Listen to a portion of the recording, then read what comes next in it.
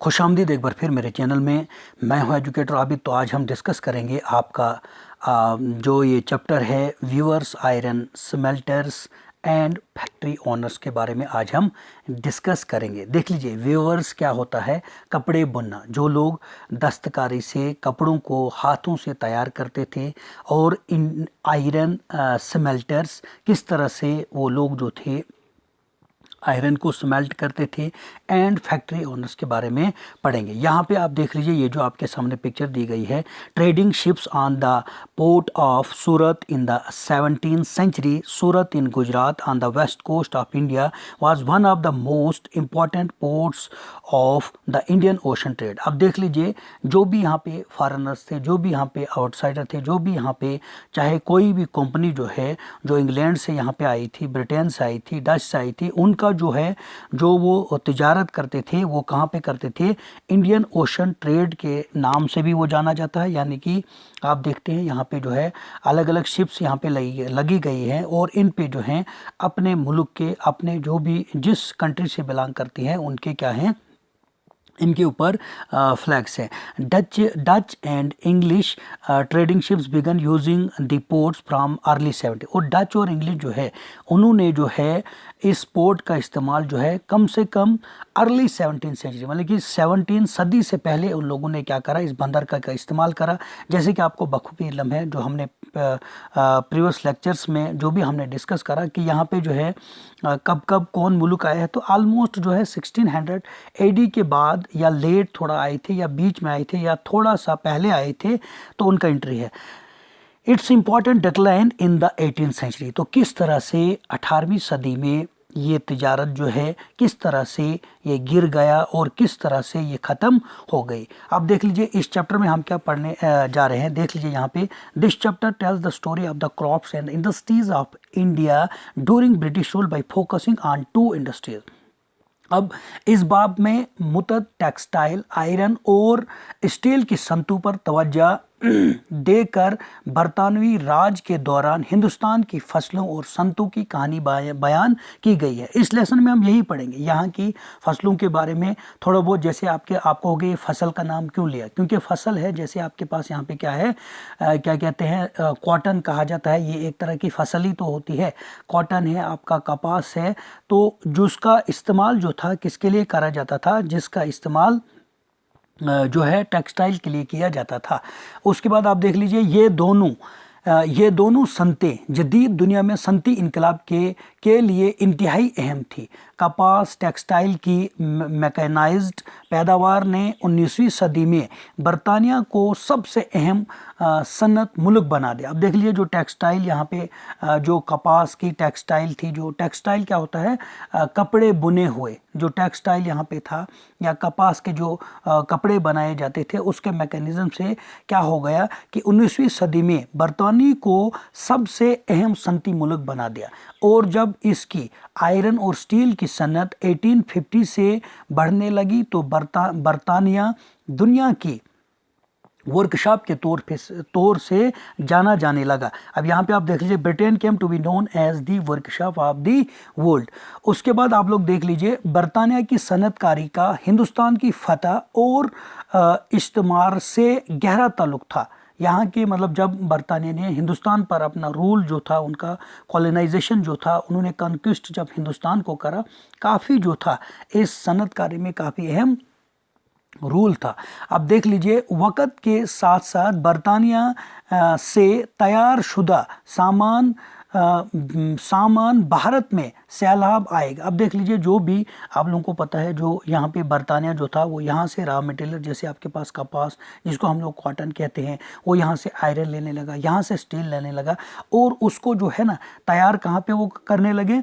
Britain में वो तैयार कर, यानी मैन्युफैक्चरिंग वहाँ पे करने लगे, उसका जो है उसको तैयार वहाँ से करके लाने लगे। और उसके बाद इस सन्नत की वजह से, इससे जो है हिंदुस्तान की जो यहाँ की जो सन्नत थी, एक बहुत बड़ा, यानी कि बिगन फ्लडिंग इंडिया, जिससे भारत में सैलाब आया।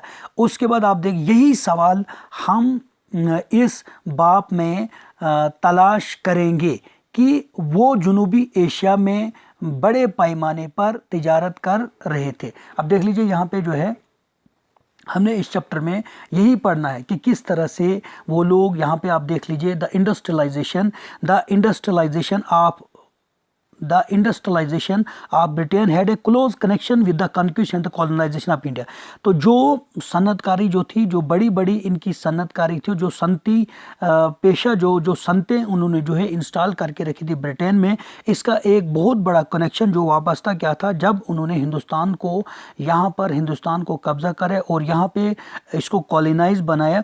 You have seen chapter 2 how the east India company. अब देख लीजिए पहले चैप्टर में हमने जब पढ़ा था फ्रॉम ट्रेड टू टेरिटरी, हमने पढ़ा था किस तरह से यहाँ पे जो है ब्रिटिश गवर्नमेंट, जिसको ब्रिटेन भी कहा जाता है, वो किस तरह से यहाँ पे एज ए ट्रेडर आए थे।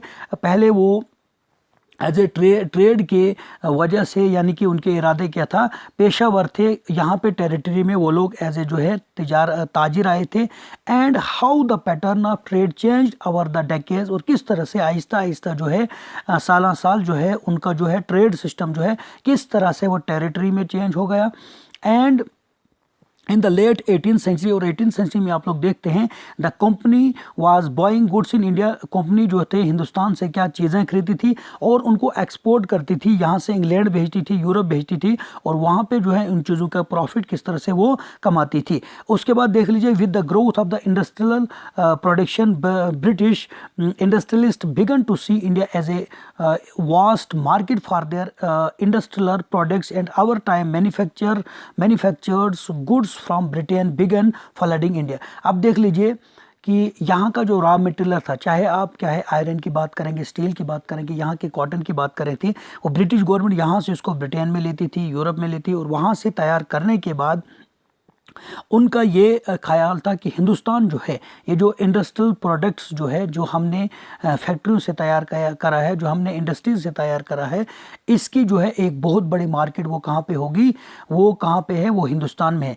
लेकिन and our time manufacture goods from Britain began flooding India, लेकिन उसकी वजह से यहाँ की जो दस्तकारी थी, यहाँ की जो लोग बेचारे हाथ से चीज़ों को बनाते थे, कपड़े बुनने का काम करते थे, वो ब्लैंकेट वगैरह जो है यहाँ से हाथ से ही बुनते, उनके ऊपर जो है उनको काफ़ी टाइम लगता था। मतलब जब उन्होंने बाहर से यहाँ से रॉ मटेरियल लिया सस्ते दामों पे ब्रिटेन में लेने लगे, क्योंकि वहाँ पे उनके पास टेक्नोलॉजी से वो आप देख लीजिए उसमें जो है वो यहाँ का कपास डालने लगे, और वहाँ से जो है वो कपड़ा तैयार करने के मतलब वो लोग क्या तैयार करके लाने लगे, और उसी को यहाँ पे हमारे हिंदुस्तान में बेचने लगे। और यहाँ के जो चीज़ें बनाई गई थी, यहाँ का जो प्रोडक्ट था, उसमें एक तरह से सैलाब आ गया, क्योंकि यहाँ की चीज़ें क्या थी, काफ़ी मतलब उनको टाइम लगता था बनाने में। और उसके बाद वो उन लोगों ने क्या करा, वो लोग यहाँ से हमारा ही मटेरियल, क्योंकि आप लोग देखते हो जहाँ पे जो हमने सेकंड चैप्टर पढ़ा, जिसमें हमने पढ़ा फ्रॉम ट्रेड टू टेरिटरी, किस तरह से वो लोग जो है आहिस्ता आहिस्ता यहाँ के लोगों को, यहाँ के राजाओं महाराजों को, किसानों को, यहाँ के ट्राइबल्स को किस तरह से उन लोगों ने जो है अपने अंडर लाए, कौन कौन पॉलिसी इंप्लीमेंट करी। और यहाँ से वो लोग पहले तो वो सोना और चांदी जो थे अपने मुल्क से लाते थे, यहाँ पे बेचते थे, उसके बदले में यहाँ के प्रोडक्ट। लेकिन जो ही उन्होंने when all our nation has come under the control of the British East India Company, तो उसके बाद जो है वो यहीं से टैक्स जो है, रेवेन्यू जो है मतलब यहाँ से लगान मासूल करने लगे, उसको जो है यहाँ से जो है इस्तेमाल करने लगे, हासिल करने लगे। और उन्हीं चीज़ों के बदले जो है यहाँ का रॉ मटेरियल, जैसे आप सोने की बात करेंगे, चांदी की बात करेंगे, यहाँ के कपास की बात करेंगे, सिल्क की बात करेंगे, यहाँ के स्टील की बात करेंगे, उन्हीं चीज़ों से खरीदने लगे। और क्योंकि यहाँ पे उस तरह की फैक्ट्रीज वगैरह नहीं थी, तो उस तरह से उन्होंने क्या करा, उनको जो है वो लोग कहाँ पे लेते थे, ब्रिटेन में लेते थे, और वहीं पे उस रॉ मटेरियल से चीज़ें तैयार करके वो हिंदुस्तान में लाते थे। क्योंकि हिंदुस्तान में आप लोग देखते हैं यहाँ पे एक बहुत बड़ी मार्केट जो थी, जिसको इंडियन ओशन ट्रेड भी कहा जाता था, जो पोर्ट्स में सूरत में लगाई गई थी, वहाँ पे अलग अलग मुल्क के व्यापारी लोग आते थे, और वहीं से ये ट्रेडिंग सिस्टम। तो यहाँ की जो दस्तकारी थी, यहाँ की जो हाथ से बनाई गई चीज़ें थी, उन पे जो है एक तरह से सैलाब जो है सारी हो गया। How did this effect Indian crafts, जो यहाँ की हाथ से चीज़ किस तरह से, और यहाँ की इंडस्ट्रीज़ जो थी किस तरह से इफेक्ट कर गई, this is the question we will explore in this chapter. उसी के बारे में हम पढ़ेंगे कि किस तरह से यहाँ की दस्तकारी जो है, यहाँ की इंडस्ट्री जो है, यहाँ से कपड़े बुनने का जो निज़ाम था किस तरह से ये डूब गया। अब देख लीजिए, Indian textile and the world market. अब हिंदुस्तान का टेक्सटाइल मतलब भारतीय टेक्सटाइल और आलमी मार्केट। तो टेक्सटाइल क्या होता है, हाथ से बनाई गई चीज़ों को हम लोग क्या कहते हैं, टेक्सटाइल्स कहते हैं। और वर्ल्ड मार्केट में इसका क्या रोल रहा या किस तरह से हमारा जो है टेक्सटाइल जो है फ़र्क में आ गया। Around 1750 before the British conquered Bengal. और आप लोगों को पता है लगभग जो है उन्होंने 1750 में जो है ब्रिटिश ने बंगाल को कब्जे में ले लिया। India was by for the world's largest producer of cotton textile. तो उस दौरान जो था हिंदुस्तान क्या था, हिंदुस्तान कपास के प्रोड्यूसर में हिंदुस्तान जो था वर्ल्ड में पहले नंबर पे था। Indian textile had long been renowned both for their fine quality and exquisite craftsmanship. और यहाँ का जो था ये बहुत ही निहायत खूब और अच्छी क्वालिटी का यहाँ का जो कपास था। They were extensively trade in South Asia. और जिससे जो था इसका ट्रेड जो था काफ़ी जो था बढ़ गया था, कहाँ पे, साउथ ईस्ट एशिया में। उसके बाद देख लीजिए जैसे जावा है, सुमुत्रा है and Penang and west and central Asia में ये जो है तिजारत फैल गई। From the 16th century European trading companies began buying Indian textile for sale in Europe. अब देख लीजिए जो ईस्ट इंडिया कंपनी जो थी वो क्या करने लगी, 16th सेंचुरी में यूरोपियन के जो तिजारत थे यानी कि यूरोपियन की जो कंपनी थी उन्होंने शुरू करा यहाँ के टेक्सटाइल को खरीदने में और उसको सेल कहाँ पे करते थे, यूरोप में करते थे। Memories of this flourishing trade and the craftsmanship of the Indian weavers is preserved in many words still current in English and other languages। तो अभी भी आप देख लीजिए यहाँ पे जो है किस तरह से हिंदुस्तान की इस आपको ये जो पटाला वेव आपके सामने है 19th सेंचुरी में, आप देख लीजिए किस तरह से यहाँ के दस्तकारी जो थी, यहाँ के मतलब जो टेक्सटाइल था किस तरह से उनके ऊपर जो है पिक्चर्स वगैरह बनाई जाती थी कई देर तक। मतलब अलग अलग वर्ड्स में जो है ये सिंबल पेश करते थे किसकी, यहाँ के जो मतलब यहाँ के जो वीवर्स के उनके मतलब किस तरह से यहाँ के जो हाथ से बनाते थे ये लोग वीवर्स कपड़ों को बनाते थे, उनकी यादगार जो है काफ़ी देर तक जो है इंग्लिश और अदर लैंग्वेजेस में मौजूद रही। उसके बाद it is interesting to trace the origin of such words and see what they tell us. अब जो है ये वर्ड्स जो है आप यहाँ पे जो है आपके सामने एक जो है पिक्चर दी गई है, ये वर्ड्स जो है इनका ओरिजिन कैसे हो गया और इनको हमने जानना है कि ये क्या हमको बताते हैं। अब देख लीजिए वर्ड्स टेल अस हिस्ट्रीज। अब देख लीजिए ये हमको जो है एक तारीख के बारे में बताते हैं। European traders first encountered fine cotton cloth from India carried by Arab merchants in Mosul in present day Iraq. अब देख लीजिए यूरोपियन ट्रेडर्स जो थे उन्होंने यहाँ का सामना उनको किन से करना पड़ता था, क्योंकि यहाँ की चीज़ें जो थी अरब के मर्चेंट जो थे जिसको मसूली में वो लोग जो है इसकी मतलब क्या है तिजारत करते थे, कॉटन क्लॉथ्स की तिजारत करते थे। So they began referring to all finely woven textile as muslin, a word that acquired wide currency. क्योंकि मोसलिन जो था ये एक करेंसी के तौर पर इसको जो है लिया जाने लगा, यानी कि इसको जो है बेचा जाने लगा। When the Portuguese first came to India in search of spices they landed in Calcutta on the Kerala coast in south west India. The cotton textile which they took back to Europe along with the spices came to be called as calico. देखो जब उन्होंने textile को लिया तो उसको वो muslin का कहने, मसलिन के नाम से उसको वो मतलब जो है जाने लगे। और जब वो लोग यहाँ से आप लोगों को देखा कि जब लोग यहाँ पे यूरोपियन आए थे, जैसे हम पोर्टुगीज़ की बात करते हैं, तो उन्होंने जब यहाँ से जो है स्पीसीज वगैरह को यहाँ से लिया तो वो उसको क्या कहते थे, वो उसको कैलिको यानी कि ड्राइव्ड फ्रॉम द कलकत्ता, मतलब जहाँ से वो चीज़ को मतलब क्या करते थे हासिल करते थे वही वो उस पर नाम रखते थे।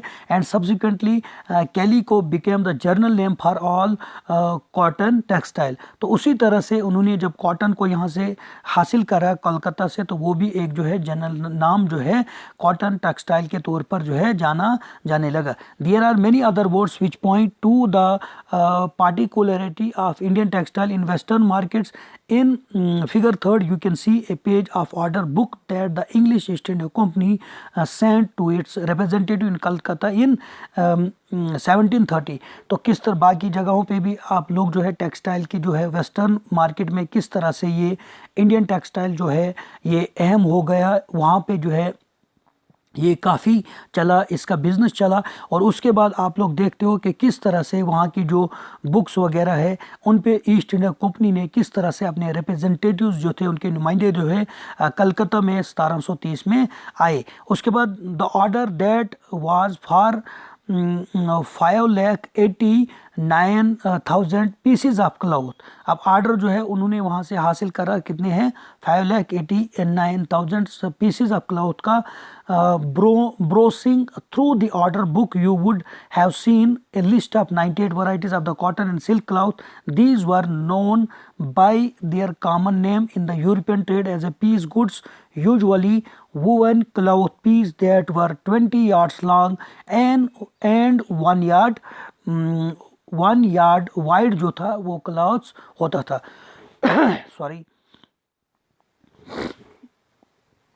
सॉरी अब देख लीजिए यहाँ पे क्या है। Now look at the name of the different varieties of the cloth in the book. अब देख लीजिए यहाँ पे जो है आपके सामने ये बुक जो थी किस तरह से इन पे नाम जो है डिफरेंट टाइप्स के जो है डिफरेंट टाइप्स की जो वैरायटी होती थी उनके नाम को वो किस तरह से टैग करते थे।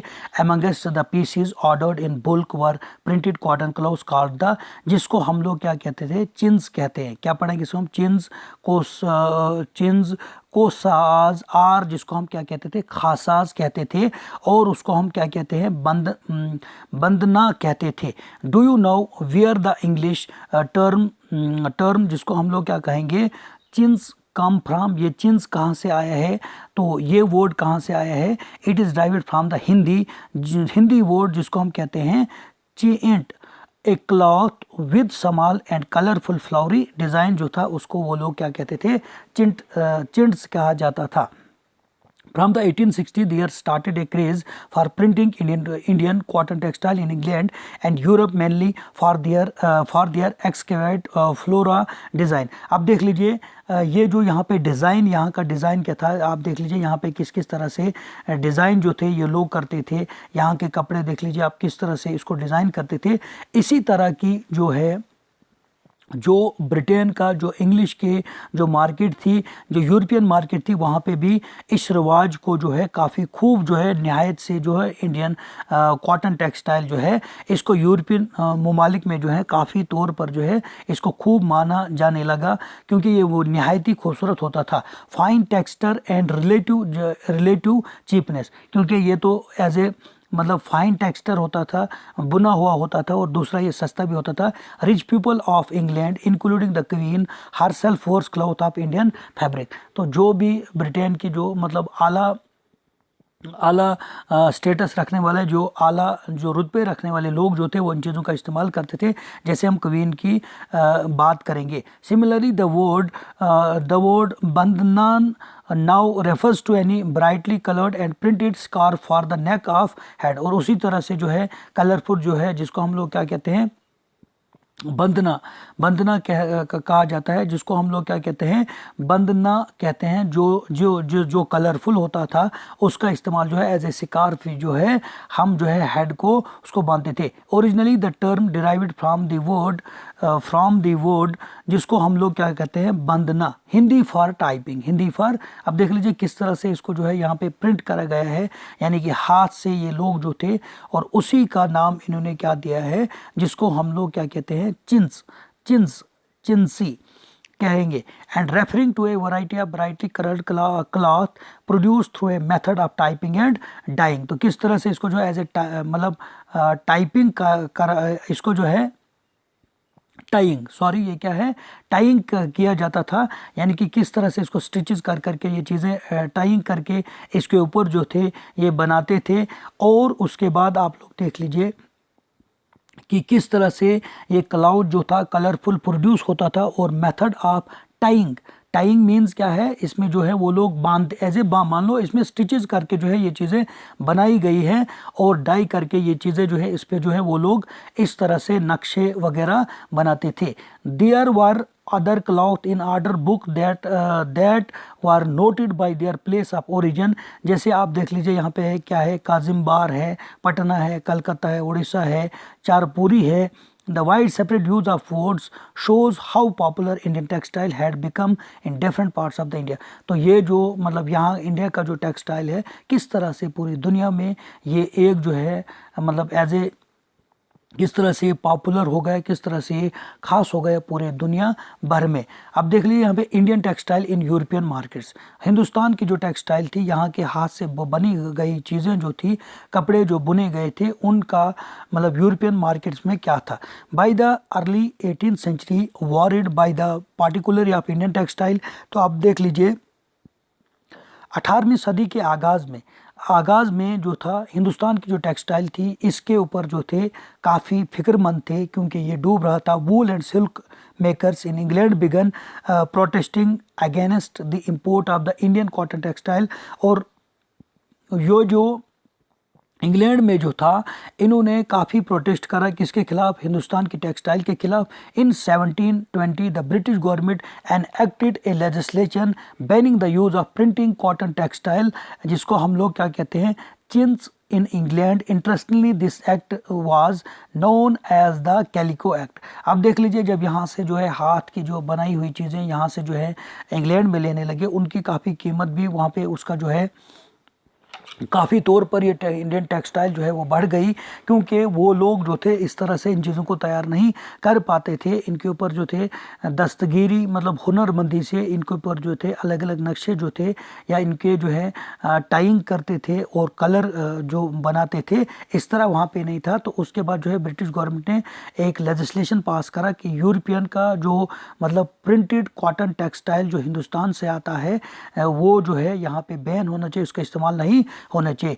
Eight this time textile industries had just begun to develop in India.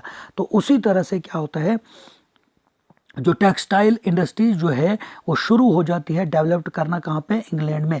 Enable to compete with Indian textile, तो वो मतलब कम्पीट तो नहीं कर पाती थी हिंदुस्तान के टेक्सटाइल के एवज में, यानी कि हिंदुस्तान का जो टेक्सटाइल था, यहाँ के जो हाथ से चीज़ें बनाई गई थी, जो कपड़ा बुना गया था, उससे तो ये मुकाबला नहीं कर पाता था।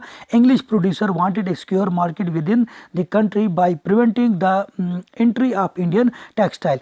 वो सिर्फ ये चाहते थे जो इंग्लिश जो वहाँ पे इंग्लैंड में जिस तरह से प्रोड्यूस वो लोग टेक्सटाइल करते थे, वो सिर्फ ये चाहते थे कि किस तरह से हिंदुस्तान का जो टेक्सटाइल है वो जो है कहाँ पे रुक जाए, इंग्लिश में रुक जाए। The first to grow under government protection was the calico printing industry. Indian designs were now imitated and printed in England on white muslin और प्लेन अनब्लेस्ड इंडियन क्लाउड्स। अब देख लीजिए उसी तरह से नकलबंदी करने के बाद जो है क्या करने लगे, इसी तरह का डिज़ाइन, जिस डिज़ाइन से यहाँ पे जो है कपड़े बनाने लगे, वो लोग जो है इंग्लैंड में भी उसी तरह से उन्होंने इमिटेट करा, उसी नक्शे कदम पे, वो भी वही उन्हीं के नक्शे कदम पे चलना, और उसी तरह से वहाँ पे जो है वो लोग प्रिंट करने लगे। Competition with Indian textile also lead to a search for technology invention in England. अब देख लीजिए अब जो है कंपटीशन बढ़ गया कि इसी की तरह जो है टेक्नोलॉजी होनी चाहिए, कहाँ पे, इंडियन टेक्सटाइल के में भी अगर मुकाबला करना है तो यहाँ पे भी जो है टेक्नोलॉजीज होनी चाहिए, नए नए इन्वेंशंस होने चाहिए। In 1764 the spinning jenny was invented by John Kay which increase the productivity of the traditional spindles. अब देख लीजिए यहाँ पे जो था, जो चरखे से जो है चीज़ों को तैयार करा जाता था, तो स्पेनी जिनी ने क्या करा, 1764 में जो है उन्होंने एक बहुत बड़ा जो है ट्रेडिशनल जो स्पिनलेट्स था उसकी जो प्रोडक्टिविटी थी वो कम होती थी, तो उसने जब नया इन्वेंशन करा तो उसकी प्रोडक्टिविटी क्या है, ट्रेडिशनल के चरखे से ज़्यादा होने लगी। The invention of the steam engine by the rich Arkwright in 1786 revolutionized cotton textile weaving. Cloth would now be woven in immense quantities and cheaply too। तो क्लॉथ जो था ये काफ़ी अजीम जो है क्वांटिटीज़ में इसका जो है इस्तेमाल जो है, बुने हुए चीज़ें जो थी उनका इस्तेमाल होता था, लेकिन ये जो है काफ़ी सस्ते बिकते थे। However Indian textile continue to be to dominated world trade till the end of the 18th century. तो 18th सेंचुरी तक जो है हिंदुस्तान का टेक्सटाइल जो था वो काफ़ी डोमिनेंस था, लेकिन European trading companies the Dutch, the French and the English made enormous profit out of this flourishing trade. तो उन्होंने क्या करा, जो यहाँ पे अलग अलग डच थी, फ्रेंच था, इंग्लिश था, इन्होंने इस बिज़नेस को बढ़ाने के इस एवज पे नहीं कि ये इसका जो है ये ट्रेड जो है बढ़ जाना चाहिए, उनको सिर्फ प्रॉफिट की ही तरफ ध्यान था। These companies purchase cotton and silk textile in India by importing silver. तो वहाँ से वो लोग क्या थे, एज ए सिल्वर देते थे, यहाँ से कॉटन और सिल्क को ले जाया जाता था। But as you now chapter number 2 में हमने क्या पढ़ा, when the English East India Company gained political power in Bengal, जैसे पॉलिटिकली तौर पर उन्होंने जो है बंगाल पर कब्जा करा, it no longer had to import precious metal to buy Indian goods. तो उसके बाद जो है जैसे उन्होंने बंगाल पर कब्जा करा, तो उसके बाद जो है उन्होंने कभी भी अपने प्रीशियस जो भी उनके मेटल्स थे वो यहाँ पे हिंदुस्तान में जो है वो इंपोर्ट नहीं करने लगे। इंस्टेड दे कलेक्टेड रेवेन्यूज़, वो यहीं से लगान हासिल करने लगे और उन्हीं को from peasants and zamindars in India and use this revenue to buy Indian textile. तो इसी से वो जो है यहाँ के लगान से ही वो लोग क्या करने लगे, टेक्सटाइल को वो लोग खरीदने लगे। आप देख लीजिए हु वर वीवर्स, वीवर्स कौन लोग थे। अब यहाँ पे आप देख लीजिए, यहाँ पर आपको क्लियर हो जाएगा। The 20 weavers of Bengal, painted by the painted by the Bengalian painter Slovlins in the 1970s. The 10 weavers here is at, आप यहाँ पे देख सकते हो कि किस तरह से वो जब बेचारे जो थे हाथ की हैंडीक्राफ्ट्स थे, वो किस तरह से जो थे हैंडलूम को बढ़ाते थे, किस तरह से वो यहाँ की कम्बल वगैरह बनाते थे, किस तरह से वो यहाँ के कपड़ों को बुनते थे। तो who were the weavers, weavers often belong to a communities that specialised in the weaving. जो लोग जो थे कपड़े बुनते थे उनको ही वीवर्स कहा जाता था। Their silks were passed on from one generation to the next generation.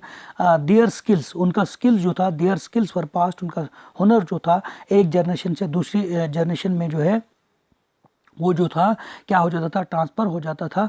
उसके बाद the tanti weavers of Bengal, the julahas or the momin weavers of the north India, Sale and Kaikollar and Devangas of the south India are some of the communities famous for weaving. तो ये तबके जो थे काफ़ी famous थे वीविंग्स के लिए। The first stage of the production was spinning, पहले वो क्या करते थे, उसको स्पिन किया जाता था, उसको चरखे में जो था उससे तैयार किया जाने लगा। उसके बाद a work done mostly by women, वो वुमेन करती थी, चरखे को चलाती थी। The charkha and the takli were household spinning instrument. तो ये घर पे ही जो थे इसको जो क्या करते थे, यहाँ का जो कॉटन होता था या सिल्क होता था उसको वो घर पे ही क्या करते थे, उसको वो स्पिन करते थे चरखे में, उसको जो है तैयार करते थे। The thread was spun on the charkha and ruled on the takli. तो रूल्ड किया, यानी कि आप लोग देखते हो चरखे के साथ वो जो है चरखा चलाते थे तो उसको किस तरह तैयार किया जाता, और डकली के साथ इसको जो था उसको रोल्ड करा जाता था। When the spinning was over the thread, और जैसे ये स्पाइनिंग जो थी, जो चरखे का काम जो था ये कंप्लीट हो जाता था, धागा तैयार किया जाता था, was woven into cloth by the weavers. तो उसके बाद वो जो था उसको बुनता था कौन, वीवर्स उसको बुनते थे और वो क्लॉथ तैयार करते थे। In most communities weaving was a task done by main. तो वीविंग जो करते थे यानी कि उसको बुनता कौन था, वो आदमी होते थे, और चरखे पर कौन होती थी, लेडीज़ होती थी। For colour textile the thread was died by the dire, और नोन एज, जिसको हम कहते हैं रंगरेज कहा जाता है। और जो रंगीनदार जो मतलब थ्रीड उसको जो है पहले जो डायर जो था उसको जो है थ्रेड मतलब रंग चढ़ाते थे, उसके बाद उसको तैयार करते थे।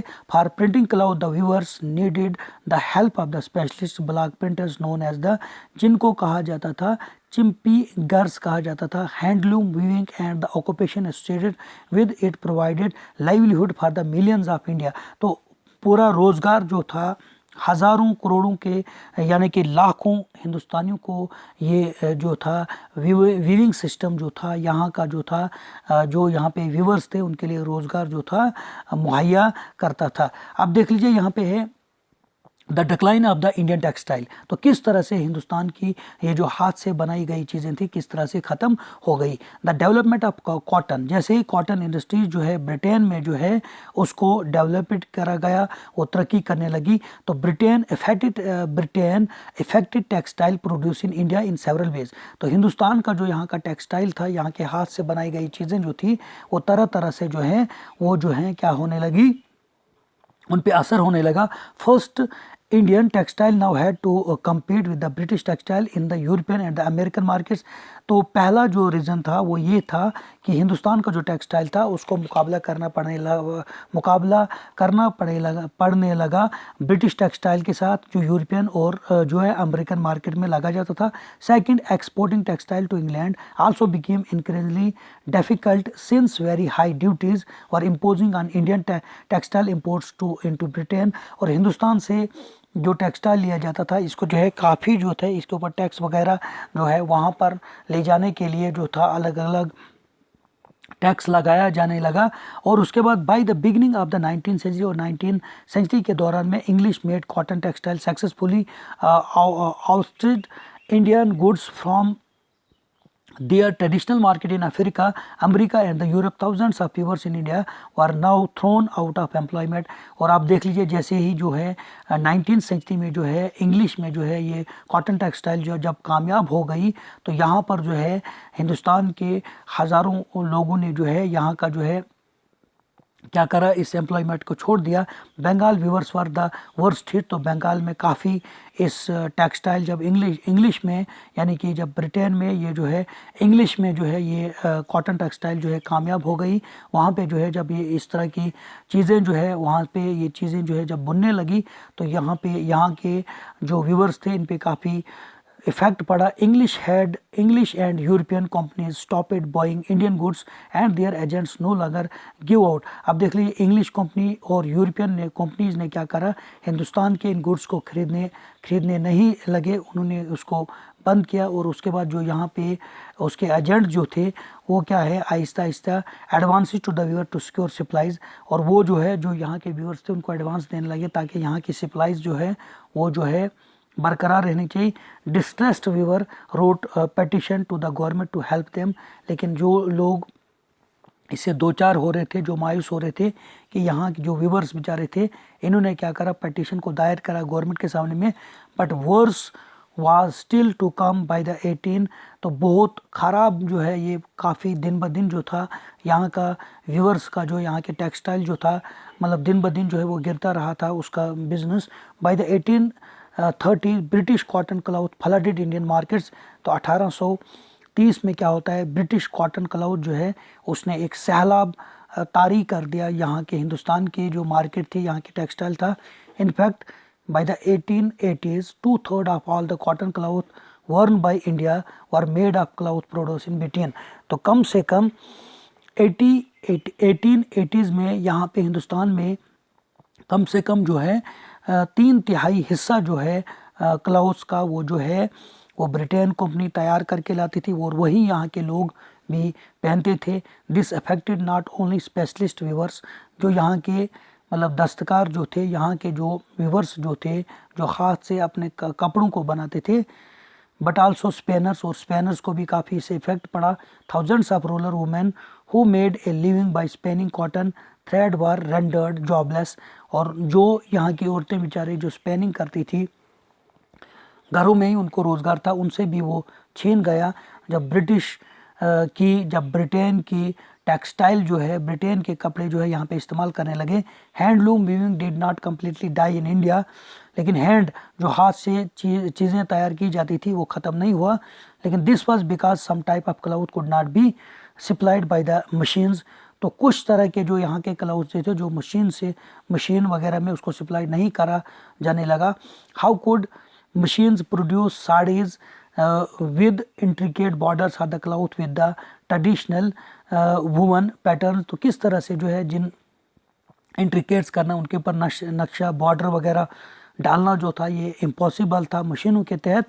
These had a wide demand not only amongst the rich but also amongst the middle class। और इसकी डिमांड जो थी बॉर्डर वगैरह डालना, साड़ीज़ को तैयार करना, जिस तरह से पहले जो थे हाथ से हैंडलूम यहाँ का जो था हैंडलूम करके जो थे तैयार किए जाने लगी, काफ़ी इसकी डिमांड उस दौर में भी थी।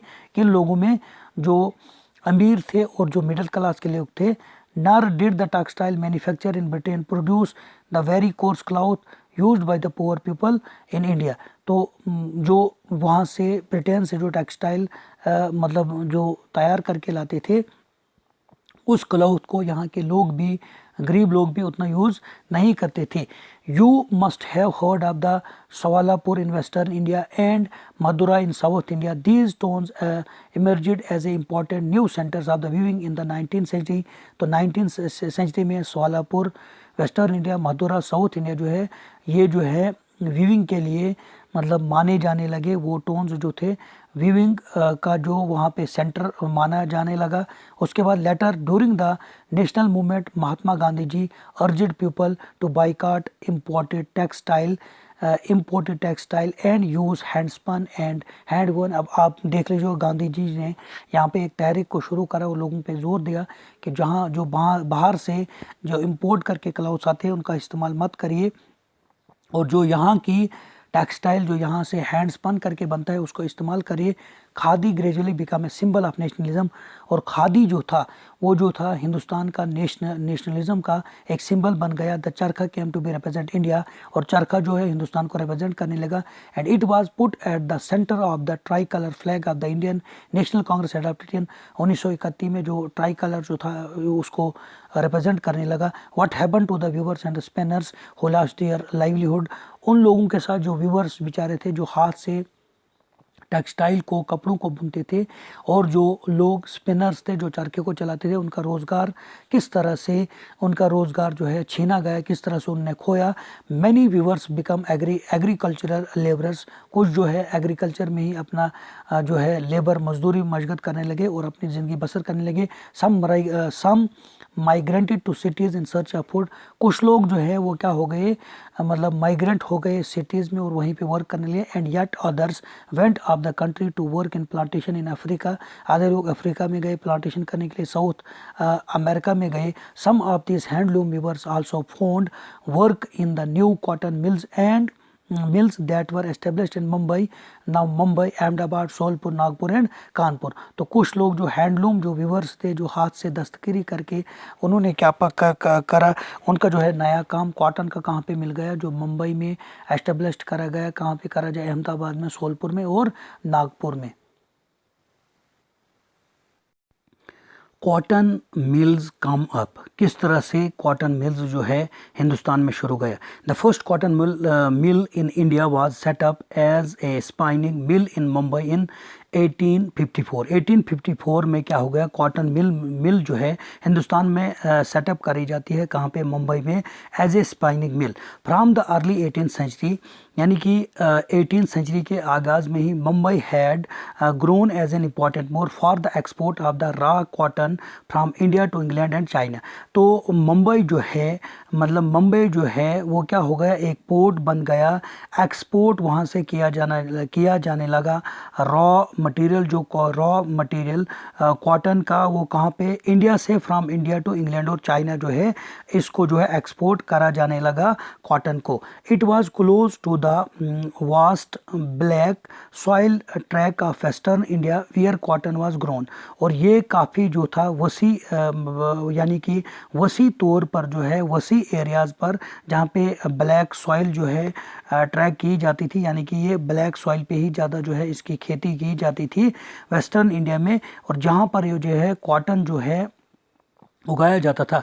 When the cotton textile mill came up they could get supplies of raw material with ease. अब देख लीजिए, जैसे ही कॉटन टेक्सटाइल जो था उसको हाथ से मतलब तैयार किया जाना, आपके सामने यहाँ पे आप देख लीजिए किस तरह से इसको जो है तैयार किया जाता, पहले स्पाइनिंग किया जाता था जो चरखे के साथ, उसके बाद जो है किस तरह से लोग जो है इसको तैयार करते हैं, और ये मटेरियल जो वो कहाँ पे भेजने लगे, इस मटेरियल को वो कहाँ पे, चाइना और उसके अलावा जो है चाइना और इंग्लैंड में इसको भेजने लगे।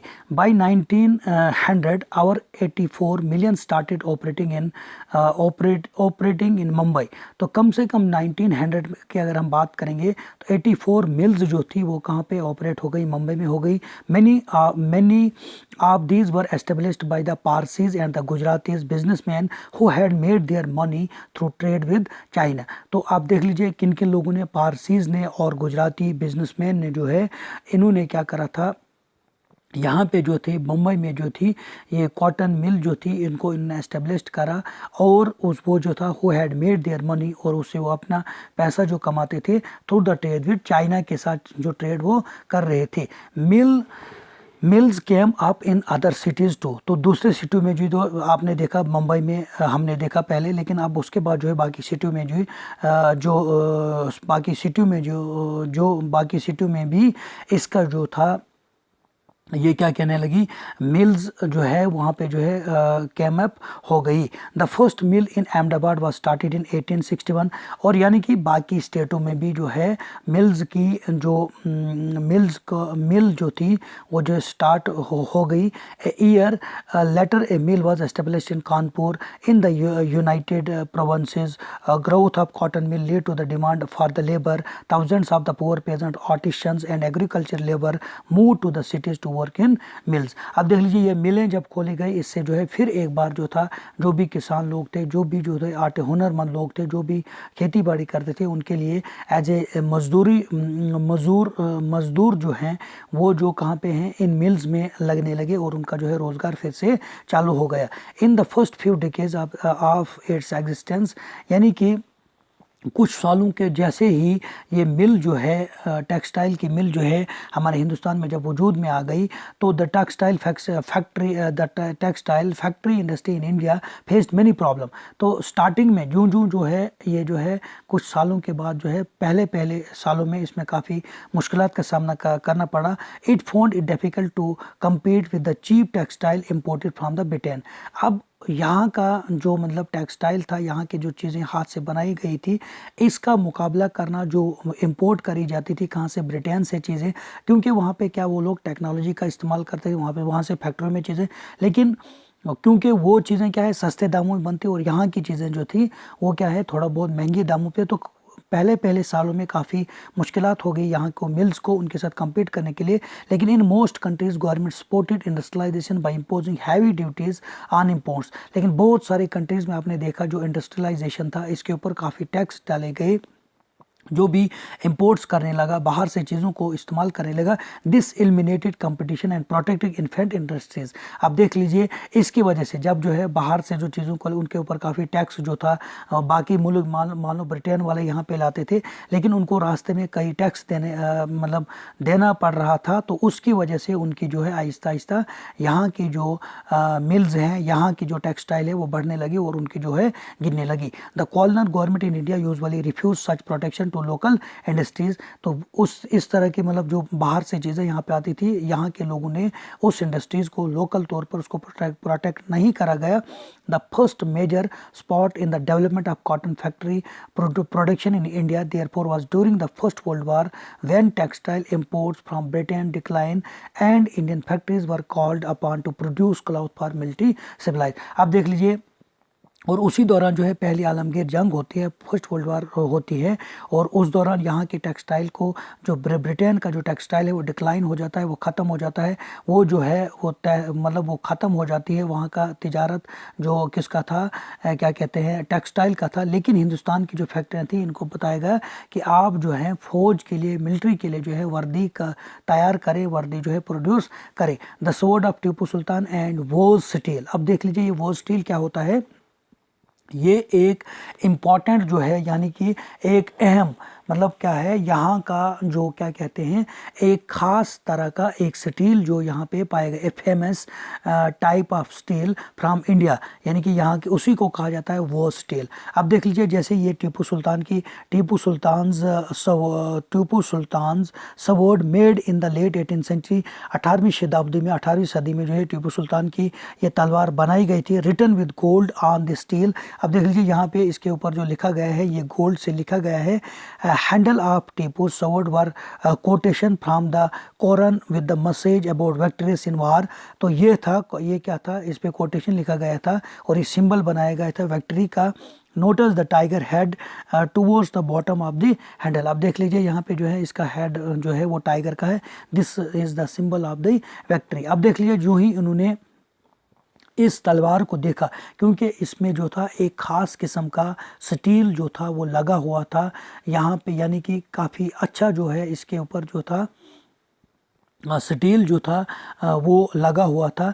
We began the story of the Indian steel and iron metallurgy by recounting the famous story of the Tipu Sultan who ruled Mysore till 1799, fought 4 wars with the British and died fighting with his sword in his hands. आप देख लीजिए, आप लोगों को पता है कि 1799 में ये जो था टीपू सुल्तान जो था एक फेमस यहाँ का सुल्तान था मैसूर का, और उसने जो है ब्रिटिश के लड़ते लड़ते जो है दम तोड़ दिया, वो शहीद हो गया अपने वतन के लिए। और आखिरकार ये स्वॉर्ड जो थी उनके हाथों में आ गई, किनके हाथों में, ब्रिटिशर के हाथों में। Tipu's legendary words are now part of a valuable collection in the museum of England. अब देख लीजिए जो इसके ऊपर, जो तलवार के ऊपर ये जो तराश करके लिखा गया था, ये जो है कहाँ पे रखे गए हैं, मतलब उसकी तलवार जो है वो म्यूज़ियम ऑफ इंग्लैंड में काफ़ी वैल्यूएबल कलेक्शन में इसको जाना जाता था। मशहूर तौर पर ये तलवार जो है जानी जाती थी।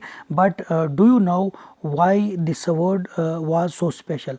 क्या आप जानते हैं ये स्वॉर्ड क्यों इतना अहम था? लेकिन the sword had an incredibly hard and sharp edged that could easily rip through the opponent's armours. अब देख लीजिए ये इतनी शार्प थी और इतना इसमें जो है यानी कि इनक्रेडिबल हार्ड इसमें क्या था, स्टील लगा हुआ था। ये दुश्मन की जो भी हथियार होता था, आर्मर्स होता था, वो उसको भी क्या करती थी, रिप करती थी, उसको भी तोड़ देती थी, उसको भी काट देती थी। This quality of the sword came from A special type of high carbon steel card, जिसको हम वोज कहा जाता है, which was produce all over south India. जो कहाँ पे मिल जाता था, इस तरह का स्टील कहाँ पे मिल जाता था, साउथ इंडिया में। Wootz steel when made into sword produce a very sharp edge with a flowing water pattern. This pattern came from very small carbon crystal embedded in the iron। अब देख लीजिए इस तरह का पैटर्न जो था, carbon क्या कहते हैं, क्रिस्टल इसमें एम्बेडेड करे जाते थे, और ये आयरन से तैयार, मतलब आयरन से जो है इसके ऊपर जो था carbon crystal embedded in the iron. उसके बाद देख लीजिए Francis Buchanan who toured through the Mysore in 1800। तो फ्रांसिस जो बोकियान था, बोकिनियन जो था, उसने क्या करा, बोकीनान ने क्या करा, 1800 में टूर करा मैसूर का, year after Tipu Sultan death, जैसे मतलब जिस दौरान में टीपू सुल्तान की डेथ हुई थी। Has left us an account of the techniques by which वो steel was produce in many hundreds of smelting furnace in the Mysore. तो आप देख लीजिए उसने ये मतलब इस टेक्निक्स को जो है अपने अकाउंट में लिखा कि हज़ारों, मतलब 1800 से पहले आप देख लीजिए किस तरह से ये जो मैसूर में ये तलवार उनको मिली, और किस तरह से कास्टली तौर पर इसमें स्मेल्टिंग करा था फर्नांस में, और ये 100 सालों पहले इस तरह की बनाई गई थी। In this furnaces iron was mixed with the charcoal and put inside small clay pots. अब देख लीजिए इसमें क्या करता, इन भट्टियों में क्या करा जाता था, आयरन को मिक्सड करा जाता था चारकोल के साथ, और इनसाइड क्ले पॉट्स में, मिट्टी के बर्तन में उसको डाला जाता था। दो N intricate control of temperature. The smelters produce steel ingots that were used for sword making, not just in India but in West and the Central Asia too. तो इस तरह की ये जो है क्या कहते हैं स्टील की जो एग्रेनेट्स है, इसका जो है सिर्फ हम हिंदुस्तान की बात नहीं करेंगे बल्कि वेस्ट और सेंट्रल एशिया में भी ये इस तरह ये तलवार जो थी मानी जाती थी. Wootz is an anglicised version. अब देख लीजिए ये क्या है, anglicised version of the Kannada word, जिसको हम कहते हैं ओकू. तेलुगु में इसको हम कहते हैं होको, एंड तामिल और मालयालम में इसको क्या कहते हैं, यूरकू, मीनिंग स्टील कहा जाता है. यानी कि इसी स्टील के ये नाम जो है अलग अलग भाषाओं में दिए गए हैं. इंडियन वो स्टील फैसिनेटेड यूरोपियन साइंटिस्ट. आप देख लीजिए जो यूरोपियन साइंटिस्ट थे, यूरोपियन जो साइंटिस्ट थे उनको जो था हिंदुस्तान का ये जो वोज एक अहम तरह का स्टील जो था, एक famous type of the steel जो था, वो उनकी वहाँ के साइंटिस्टों के ऊपर बहा गया और उन्होंने कहा कि ये काफ़ी अच्छा जो है स्टील है. Maikal Freddy, the legendary scientist and discoverer of electricity and electromagnetism, spent 4 years studying the properties of the Indian boson. तो इस साइंटिस्ट ने कम से कम 4 साल जो है इसके ऊपर सर्व करे. How the Vos steel making process, which was so widely known in South India, was completely lost the mid 19th century. अब देख लीजिए ये जो था ये स्टील कहाँ पे पाया जाता था, साउथ इंडिया में पाया जाता था, लेकिन ये कम्प्लीटली तौर पर मिड 19th सेंचुरी जो था इसमें जो था ये मतलब खो गया था. वहाँ पे इसके कुछ पता नहीं चल रहा था कहाँ से ये हासिल किया गया है. Can you guess why this was so, इस तरह क्यों है. The woods and armour making industry died with the conquest of the India by the British and imports of iron and steel from England displace the iron and steel produced by the crafts people in the people. अब देख लीजिए the swords और armour जो था जो making industry में किया जाता था वो पूरी तरह से ख़त्म हो गया जो ही हिंदुस्तान को जो है ब्रिटिशर ने कब्ज़े में ले लिया. और यहाँ का जो इम्पोर्ट्स था आयरन का, स्टील का, वो इंग्लैंड के ही बदले जो है इस्तेमाल, यानी कि वो लोग लाते थे ना स्टील और आयरन को, वो लोग वहाँ से लाते थे. और displace the iron and the steel produce by the crafts people in India, जो यहाँ से तैयार किया जाता वो इस्तेमाल नहीं किया जाने लगे क्योंकि ब्रिटिशर जो थे वहाँ से स्टील और जो है आयरन लाते थे. और यहाँ पे जो है ये जो था इसका जो क्राफ्ट्स लोग जो लोग ये आयरन स्टील को यहाँ पे करते थे उसकी जगह किसने ले ली, इंग्लैंड के, इसने क्या ले ली, इंग्लैंड के लोहे और स्टील ने. Abandon furnaces in villages. आप देख लीजिए किस तरह से देहात में जो है इन भट्टियों का जो तादाद जो है वो कसीर तादाद में बढ़ गई. प्रोडक्शन ऑफ द वो steel required highly specialised techniques of refining iron. अब देख लीजिए जो प्रोडक्शन ऑफ वो स्टील जो यहाँ का एक famous type of the steel from India जो था, यहाँ की इंडिया का जो था, इसको मतलब रिक्वायर्ड हाईली स्पेशलाइज टेक्निक्स, इसके लिए इस्तेमाल, इसको रिफाइनिंग करने के लिए इस तरह के आयरन को मतलब रिफाइनिंग के लिए जो था आयरन का टेक्निक इस्तेमाल करा गया. But iron smelting in India was extremely common till the end of the 19th century. लेकिन हिंदुस्तान में ये जो आयरन स्मेल्टिंग जो था ये काफ़ी एक्सट्रीमली तौर पर कॉमन था 19th सेंचुरी के दौर में. In Bihar and central India in particular every district had smelters. तो कम से कम मतलब बिहार की अगर हम बात करेंगे, सेंट्रल इंडिया में जो है पार्टिकुलर तौर पर जो थे ये स्मेल्टर्स पाए जाते थे that use cold deposits of ore to produce iron which was widely use for the manufactures of implements and tools of a daily use. अब देख लीजिए यहाँ पे क्या था, जो यहाँ पर जो थे मतलब क्या कहते हैं आयरन स्मेल्टर जो थे वो क्या करते थे लोकल, वो क्या करते थे वो smelter that use local deposit of the ore, local deposit of ore वो इस्तेमाल करते थे किसको, आयरन को प्रोड्यूस करने में, जिसमें वो क्या ज़्यादा तौर पर वो क्या करते थे मतलब टूल्स ऑफ डेली यूज़ का ही वो इस्तेमाल करते थे. The furnaces were most often built of a clay. तो फर्नांस जो भट्टियाँ जो थी वो किससे, मिट्टी से बनाई जाती थी, मिट्टी की ही बनाई होती. एंड सन ड्राइड ब्रिक्स, और जो मतलब सिंपली जो मिट्टी की ब्रिक्स जो सूरज से तपी गई होती थी उनसे वो बनाते थे यहाँ की भट्टियाँ. The smelting was done by men, और मेन से ये लोहा जो था इसको स्मेल्टिंग किया जाने लगा. और was smelting by the men while women worked the billows. और औरतें जो थी वो बिलोज में काम करती थी. ये बिलोज क्या होता है, ए डिवाइस और इक्विपमेंट, ये एक तरह का चीज़ होता है दैट कैन पंप एयर, जो एयर को जो था वो पंप करती थी, pumping air that keep the charcoal burning, और जिससे चारकोल जो था वो जलता था। By the late centuries however the craft of iron smelting was in decline, लेकिन 19 सेंचुरी के मिड में, यानी कि mid period of the 19 century में ये स्मेल्टिंग ऑफ आयरन जो होता है, क्योंकि ये क्राफ्टमैन जो यहाँ के दस्तकारी से हाथों से ही इसको जो है तैयार करते थे, स्मेल्ट करते थे, ये ख़त्म हो गए। In most villages furnace fail into disuse, और जो भी भट्टियाँ थी उनको डिसयूज एज ए डिसयूज उसको वो हो गई disuse, and the amount of the iron produce came down, और आयरन को प्रोड्यूस करना जो है कम हो गया। वाई वाज दिस सो, ऐसा क्यों था?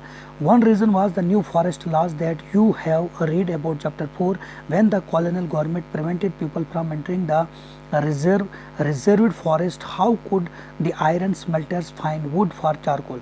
अब देख लीजिए, पहला रीज़न ये था कि क्योंकि क्या कहा जाता है, लेट 19 सेंचुरी में जो है ये आयरन स्मेल्टिंग जो होता है यहाँ के क्योंकि ये लोकली तौर पर लोग इसको जो थे लकड़ी जलाकर जो थे इसको स्मेल्ट करते थे। लेकिन क्या हो गया, जो ही नए कानून बनाए गए, जो हमने प्रीवियस 4th चैप्टर में डिस्कस करा था कि किस तरह से उनने कानून बनाए, और इसकी वजह से वो यहाँ के लोग जो थे वो लोग जो क्या है उनके पास लकड़ी मुहैया नहीं होने लगी। जो कॉलोनल गवर्नमेंट ने उनको प्रिवेंट कर रखा था, वो जंगलों से लकड़ी नहीं हासिल कर, ये भी एक कारण था। उसके बाद दूसरा कारण क्या था, where could they get iron ore, iron और वो कहाँ से हासिल करते, defying forest law then often entered the forest secretly and collected wood, वो चुपचाप से जो थे वो जंगलों में जो था सेक्रेटरी तौर पर वो मतलब जो जंगलों से वो कलेक्ट करते थे लकड़ियों को, but they could not sustain their occupation on the basis for a long, लेकिन इस तरह का पेशा जो था वो काफ़ी देर तक उसको जो है कंटिन्यू नहीं कर पाए। और उसके बाद मैनी जो आप आधे लोगों ने ये छोड़ दिया, देयर क्राफ्ट, जो वो ये क्राफ्ट करते थे, जो ये काम करते थे, दस्तगिरी करते थे, हाथों से ही जो ये स्मेल्टिंग ऑफ द आयरन करते थे, उन्होंने क्या करा, इसको छोड़ दिया। And looked for other means of livelihood, और दूसरा रोज़गार की तलाश में वो लोग जो हैं देखने लगे। In some areas the government did grant access to the forest, कई एरियाज़ पर जो है गवर्नमेंट ने थोड़ा बहुत उनको परमिशन दिया, but the iron smelters had to pay a very high tax, लेकिन आयरन स्मेल्टर्स जो लोग थे जो आयरन को स्मेल्ट करते थे उनको काफ़ी टैक्स मतलब देना पड़ रहा था to the forest department for every furnace they use, जितनी भी वो बटें इस्तेमाल करते हैं उनके बदले उनको टैक्स देना पड़ रहा था। दिस रिड्यूस देयर इनकम, उसकी वजह से जो लोग आयरन स्मेल्टर थे, जो लोग फर्नेस इन विलेजेस, जो भट्टियाँ जो देहात में ही वो लोग जो थे वहाँ पे आयरन को स्मेल्ट करते थे, वो उन्होंने काफ़ी नुकसान पाया। Moreover by the late 19th century, और बीच वाली मतलब कि लेट 90 आखिरी 19वीं सदी में क्या होता है, आयरन स्टील वाल being imported from the Britain, तो मतलब आखिरी दौर यानी कि 19वीं सदी के आखिर में क्या होता है, आयरन और स्टील को जो है इंपोर्ट करा जाता है ब्रिटेन से। Iron smith in India began using the imported iron to manufacture unskilled and implement, और यहाँ के जो बेचारे आयरन स्मिथ से जो लोहार थे उन्होंने शुरू करा, जो इम्पोर्ट करते थे वो जो ब्रिटेन से लोहा आया उसी को वो लोग जो है बर्तन वगैरह और उसको ही इम्प्लीमेंट करने लगे। This inevitability lowered the demand for iron produce by local smelters. अब यहाँ के लोग जो लोकल स्मेल्टर जो थे, जो लोकल लोग जो थे आयरन को निकालते थे या आयरन की वो क्या करते थे, क्राफ्ट्स करते थे, उनको जो है उन्होंने वो लोकल तौर पर वो अब जो है उनकी डिमांड अब नहीं रही। By the early 20th century the artisan producing iron and steel faced new, तो आर्टिशन ने जो है 20th सेंचुरी में आर्टिशन ने प्रोड्यूस करा आयरन को और एक नया ही कंपटीशन वजूद में आ गया। अब देख लीजिए iron and steel factories come in India, तो किस तरह से आयरन और स्टील इंडस्ट्रीज या फैक्ट्रीज जो है हिंदुस्तान में जो है आई। अब देख लीजिए The year 1904, in the hot month of April, Charles Feld, an American geologist, and the Dhruva G. Tata, the eldest son of the Jamsetji Tata, were traveling in Chhattisgarh in search of iron ore deposit। अब देख लीजिए एक scientist का नाम है Charles वेडली और दूसरा जो है हिंदुस्तान का था जिसका नाम क्या था, ध्रुवा जी वो जो है यहाँ छत्तीसगढ़ में ट्रैवलिंग कर रहे थे और वो जो थे जहाँ पे आयरन मिलेगा उसको ढूंढने की कोशिश कर रहे थे। They had spend many months on A costly venture. उन्होंने जो है इस काम करने के लिए इस जोखम, अपनी जान को जोखम के डालने के बावजूद भी वो इस सोर्स को जो है ये गुड आयरन यहाँ से कहाँ पे मिलेगा, मॉडर्न आयरन कहाँ पे मिलेगा, स्टील प्लांट्स इन इंडिया कहाँ पे मिलेगा। लेकिन क्या होता है कि जो Jamsetji Tata had decided to spend a large part of his fortune to build a big iron and steel industry India। उसका मतलब ये उसने ये डिसाइड करा था टाटा ने कि मैं जो है यहाँ पे एक बहुत बड़ी मैं मतलब जो है यहाँ के किस्मत को संवारूंगा, यानी कि यहाँ की किस्मत को संवारने का एक जो है पार्ट बनूंगा तब बनूंगा कि जब मैं यहाँ पे जो है आयरन और स्टील की इंडस्ट्री यहाँ पे बिल्ड करूँगा। But this could not be done without identifying the source of fine quality iron. और लेकिन ये तभी पॉसिबल था जब तक कि वो लोग एक अच्छी जगह अच्छे क्वालिटी वाला लोहे के सोर्स को नहीं आइडेंटिफाई कर पाएंगे। One day after travelling for many hours in the forest, एक दिन जो है वो ट्रैवलिंग के दौरान, क्योंकि वो खोज ही रहे थे कि हमको कहाँ पे जो है डिपॉजिट्स ऑफ आयरन मिलेगा, उसको ढूंढ रहे थे। वेल्ड और जो कौन था, ध्रुवा जी था, कि हम आप संभाल लीजिए। एक विलेज में वो आते हैं and found a group of man and women carrying basket loads of iron ore. अब देख लीजिए वो क्या है, वो जो है वुमेन कैरिंग बास्केट लोड्स जो है, मतलब उन्होंने बास्केटों में क्या जो बाल्टियाँ वगैरह थी उनमें लोड करा गया था। क्या लोड था उनमें आयरन ओर था। दीज पीपल वर द, जिनको एग्रेरियर्स कहा जाता है। When asked they had found the iron ore, the aggregates pointed to a hill in the distance। तो उनने काफ़ी डिस्टेंस के बाद उनको काफ़ी डिस्टेंस दिखाया कि हमने वहाँ से जो है इसको हासिल करा। Weld and Dorabji reached the hill after an exhausting trek, मतलब काफ़ी, चाहे उन्होंने वहाँ पे पैदल चल के गए या कोई ट्रैक उन्होंने जो है बैलगाड़ी का इस्तेमाल करा, और वो उस घने जंगल में पहुँचे जहाँ पर जो था on exploring the hill the geologist declared that they had a last found that they had been looking for. तो उसके बाद आप देख लीजिए उसका नाम क्या, वहाँ की जगह जो पहाड़ का नाम क्या था, Rajhara hills had one of the finest ore in the world. तो वहाँ पे उन्होंने उस हिल एरिया में जो उनको किसानों ने, उन लोगों ने, गाँव के आदिवासियों ने उनको दिखाया कि कहाँ से जो है लोहा निकल सकता है। But there was a problem, वहाँ पे एक प्रॉब्लम थी। द रीजन वाज ड्राई, वो सूखा था। In water necessary for running the factory, और फैक्ट्री को चलाने के लिए जो वाटर की ज़रूरत थी was not to be found near, वहाँ पे जो है पानी की कमी थी, सूखा था, वहाँ पे जो था रेतीली इलाका था। The Tatas has to continue their search for a more suitable place to set up their factory. अब टाटा ने काफ़ी अच्छी मतलब मुसलसल वो इस तलाश में रहे कि कहाँ पे हम जो है सूटेबल तौर पर जो है फैक्ट्रियों को लगाएं। However the Agarias helped in the discovery of the source of iron ore. किस तरह से उन्होंने एग्रीग्रेज जो थे, वहाँ के लोग जो थे, जो खेती करने वाले लोग थे, उन्होंने उनको आयरन ओर के सोर्स को जो है डिस्कवर करने में मदद करा। That would later supply the, जिसको हम लोग बहलाई स्टील प्लांट कहते हैं।